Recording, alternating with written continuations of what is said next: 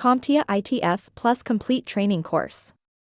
Exam Objective 2.2, given a scenario, set up and install common peripheral devices to a laptop or PC. Keyboard. A keyboard is a peripheral device used to input data and commands into a computer or other electronic device. When configuring a keyboard, you will notice the configuration options are spread out between Control Panel and Windows settings. I will start with the Keyboard Properties applet found in the Control Panel. To open the Keyboard Properties applet, navigate to Control Panel and select Keyboard. Here you can configure the repeat delay, repeat rate, and sensitivity for your key inputs.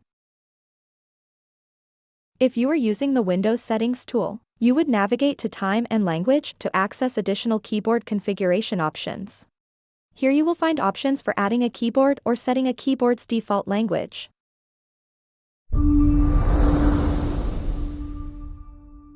Thank you for watching. Subscribe for more great content.